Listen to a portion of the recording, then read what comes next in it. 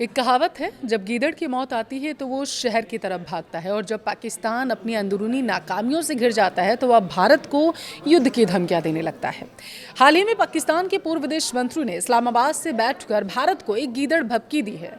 धमकी ये कि अगर सिंधु नदी पर पाकिस्तान की मांगे पूरी नहीं हुई तो वो भारत के खिलाफ युद्ध छेड़ देगा। लेकिन शायद पाकिस्तान भूल गया था कि ये 1960 का दशक नहीं, आज का नया भारत है। अमेरिका में भारत के राजदूत विनय क्वात्रा ने एक ऐसा कूटनीतिक बम फोड़ा है जिसने अंतर्राष्ट्रीय मंच पर पाकिस्तान के पाखंड की धज्जियां उड़ाकर रख दी। आज के इस वीडियो में हम बात करेंगे कि कैसे भारत ने पाकिस्तान को वाटर एग्रेसर्स के उसके झूठे नैरेटिव पर करारा जवाब दिया है। पहलगाम हमले का इस संधि से क्या कनेक्शन है और कैसे पाकिस्तान अपनी प्यास का ठीकरा भारत पर फोड़कर दुनिया को बेवकूफ़ बनाने की कोशिश कर रहा था। वीडियो को अंत तक जरूर देखिएगा। नमस्कार, आपके साथ मैं पल्लवी रविंद्र सिंह। देखिए, कहा जाता है कि भविष्य के युद्ध सीमाओं पर बंदूकों से नहीं बल्कि नदियों के पानी के लिए लड़े जाएंगे और आज भारत ने दुनिया को दिखा दिया है कि बिना एक भी गोली चलाए सिर्फ पानी की एक कूटनीतिक चाल से दुश्मन के होश उड़ाए जा सकते हैं। हमेशा परमाणु बम और युद्ध की खोखली धमकियों देने वाला पाकिस्तान आज खौफ में है। वजह कोई सेना या मिसाइल नहीं, वजह है सिंधु नदी का पानी। अमेरिका में भारत के राजदूत विनय क्वात्रा ने अंतर्राष्ट्रीय मंच से पाकिस्तान की उस विक्टिम कार्ड रणनीति को बुरी तरीके से एक्सपोज कर दिया जिसके तहत वो दुनिया के सामने भारत को पानी का लुटेरा बताता था। भारत ने स्पष्ट कर दिया कि सिंधु जल संधि कोई दान पत्र नहीं है या एक समझौता था जिसे पाकिस्तान ने अपने पाले हुए आतंकियों के जरिए दशकों तक लहूलुहान किया। देखिए, भारत ने सिंधु जल संधि को अचानक ठंडे बस्ते में नहीं डाला। इसके पीछे एक बहुत बड़ा ट्रिगर पॉइंट था। अप्रैल 2025 में कश्मीर के पहलगाम में वो कायरतापूर्ण आतंकी हमला हुआ था। इस हमले में 26 बेगुनाह लोगों की जान गई थी। यह हमला किसी और ने नहीं बल्कि पाकिस्तान और उसके पाले हुए लश्कर-ए-तैयबा के आतंकियों ने किया था। राजदूत विनय क्वात्रा ने अपने लेख में बिल्कुल साफ शब्दों में दुनिया को बताया कि इस दर्दनाक हमले के ठीक एक दिन बाद ही भारत ने सिंधु जल संधि को स्थगित करने का एक कड़ा और बड़ा फैसला लिया ताकि पाकिस्तान को घुटनों पर लाया जा सके, पाकिस्तान पर बिना एक गोली बरसाए पानी से उसे निस्तानाबूद किया जा सके। भारत का संदेश साफ था, आप हमारे नागरिकों का खून बहाएंगे और हम आपको शांति से पानी पीने देंगे, ऐसा अब और नहीं चलेगा। विनय क्वात्रा ने अंतर्राष्ट्रीय समुदाय को आईना दिखाते हुए स्पष्ट कर दिया कि पाकिस्तान जो आज खुद को विक्टिम या पीड़ित बता रहा है, असल में वही सबसे बड़ा अपराधी है। इस पूरे विवाद को समझने के लिए हमें 1960 में जाना पड़ेगा। 1960 में वर्ल्ड बैंक की मध्यस्थता में भारत और पाकिस्तान के बीच सिंधु जल संधि हुई थी। नियम क्या तय हुए थे? सिंधु बेसिन की 6 नदियों को बांटा जाएगा। 3 पूर्वी नदियां रावी, ब्यास और सतलुज का कंट्रोल भारत को मिलेगा। इस संधि की सबसे बड़ी बुनियाद इसकी प्रस्तावना में छिपी थी। वो बुनियाद थी सद्भावना और मित्रता की। भारत ने हमेशा सद्भावना के तहत इस संधि का पालन किया, लेकिन 22 अप्रैल 2025 को कुछ ऐसा हुआ जिसने भारत के सब्र का बांध तोड़ दिया। कश्मीर के पहलगाम के पास स्थित खूबसूरत वेस्टर्न वैली में लश्कर-ए-तैयबा के छद्मगुट द रेजिडेंट फ्रंट यानी TRF के आतंकियों ने एक बेहद ही कायरतापूर्ण हमला किया। इन आतंकियों ने चुन चुन कर गैर मुस्लिम पर्यटकों को निशाना बनाया था। उन्होंने पर्यटकों से उनका धर्म पूछा, 26 बेगुनाह लोगों को गोलियों से भून दिया, उन्हें मौत के घाट उतार दिया था। मृतकों में 25 पर्यटक और एक कश्मीरी नागरिक शामिल था। बताया जा रहा है कि यह साल 2000 के बाद कश्मीर में आम नागरिकों पर हुए सबसे बड़ा आतंकी हमला था। इसका मकसद कश्मीर की शांति भंग करना, पर्यटन को तबाह करना, सांप्रदायिक तनाव पैदा करना था। इस हमले के तुरंत बाद 23 अप्रैल 2025 को भारत ने एक सख्त कूटनीतिक फैसला लिया। भारत ने साफ कर दिया कि जो देश हमारे नागरिकों का खून बहा रहा है, हम उसके साथ शांति और सद्भावना के समझौते को जारी नहीं रख सकते। और इसी के साथ भारत ने सिंधु जल संधि को अनिश्चित काल के लिए स्थगित कर दिया। अब सवाल उठता है, क्या भारत का यह फैसला अंतर्राष्ट्रीय कानूनों के खिलाफ था? जवाब है बिल्कुल नहीं। भारत ने दुनिया को स्पष्ट कर दिया कि कोई भी संधि सद्भावना और आपसी भरोसे पर काम करती है।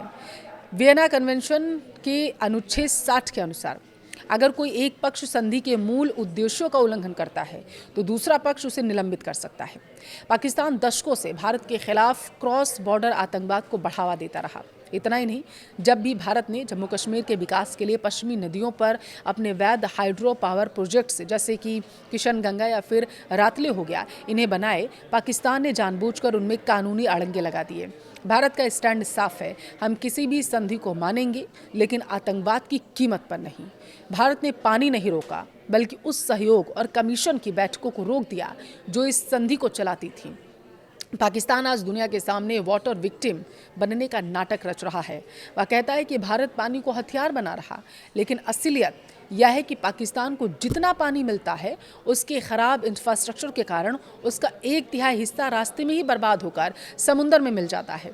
भारत ने दशकों तक एक बड़े भाई की तरह इस संधि का ईमानदारी से पालन किया था, लेकिन पाकिस्तान ने बदले में क्या दिया? राजदूत कावात्रो ने लिस्ट गिनाते हुए बताया, पाकिस्तान ने भारत के सीने पर 1965, 1971, 1999 के युद्ध थोपे, संसद पर हमला किया, मुंबई 26/11 अटैक हुआ, पठानकोट, उरी, पुलवामा और फिर पहलगाम। पाकिस्तान प्रायोजित इन आतंकी हमलों में भारत ने अपने 40,000 से ज़्यादा नागरिक खोए हैं। पाकिस्तान की साजिश सिर्फ गोलियों तक सीमित नहीं रही थी। संधि के तहत भारत को पश्चिमी नदियों पर भी run for the river hydro electric project यानी कि बिजली बनाने के लिए डैम बनाने का अधिकार है। लेकिन जब भी भारत ने कश्मीर के विकास के लिए कोई प्रोजेक्ट शुरू करना चाहा वहां पर, तो पाकिस्तान ने उसे नौकरशाही, अंतर्राष्ट्रीय अदालतों के कानूनी दांवपेचों में उलझा कर रख दिया।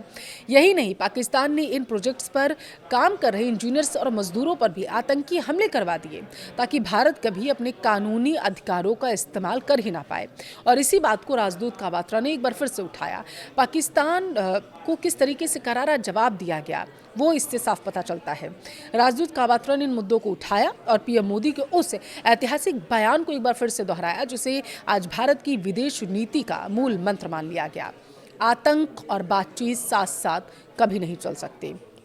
आतंक और व्यापार साथ साथ नहीं चल सकते और पानी और खून एक साथ नहीं बह सकते। जब पाकिस्तान ने सद्भावना ही खत्म कर दी तो भारत इस एक तरफा समझौते का आखिर बोझ क्यों उठाता रहेगा? अब आते हैं पाकिस्तान के उस सबसे बड़े झूठ पर जिसे वो पूरी दुनिया में बेचता है कि भारत हमारा पानी रोककर हमें प्यासा मार रहा। भारत एक वाटर एग्रेसर है। विनय क्वात्रा ने इस झूठ की बखियां उधेड़ कर रख दी। आंकड़े बताते हैं कि पाकिस्तान जल समस्या की सबसे बड़ी वजह भारत नहीं बल्कि उसकी अपनी निकम्मी नीतियां, कुप्रबंधन है।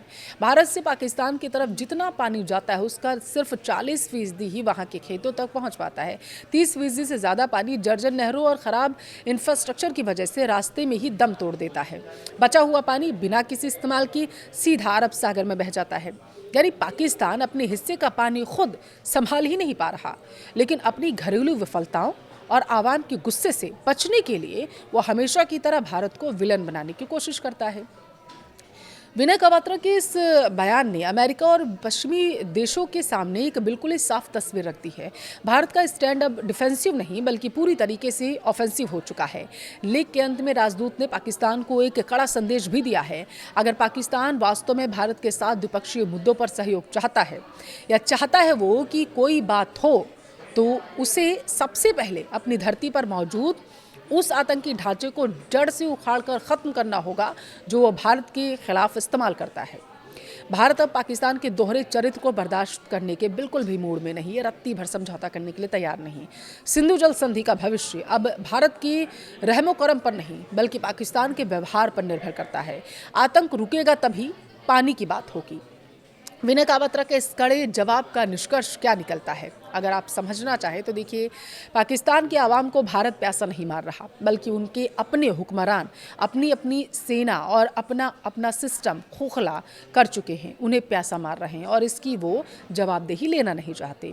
जो देश अपने हिस्से का 30 से 40% पानी सिर्फ इसलिए समुद्र में बह जाने देता है क्योंकि उसके पास ढंग की नहरें नहीं हैं, डैम बनाने के पैसे नहीं, क्योंकि सारा पैसा तो आतंकवाद में उड़ा देता है, वो देश आज अपनी नाकामियों का ठीकरा भारत के सिर फोड़ना चाहता है। भारत ने 6 दशकों तक धैर्य रखा, लेकिन हर संधि का एक एक्सपायरी डेट भी होता है, खासकर तब जब दूसरा पक्ष समझौते के कागजों का इस्तेमाल आतंकियों को पनाह देने के लिए कर रहा हो। भारत का संदेश दुनिया और पाकिस्तान के लिए बिल्कुल साफ है, अपनी आदतें सुधारो या फिर अपने खेत सूखने का इंतजार करो। भारत अब रक्षात्मक कूटनीति से बाहर आ चुका है, बाहर निकल चुका है। वो आपको क्या लगता है? क्या भारत का यह वाटर अग्रेसर पाकिस्तान की आतंकी कमर को तोड़ने के लिए काफ़ी है, या भारत को अब इस संधि को हमेशा के लिए फाड़कर फेंक देना चाहिए? इस संधि पर दोबारा विचार ही नहीं करना चाहिए? आपकी राय क्या है, कमेंट में ज़रूर बताइएगा।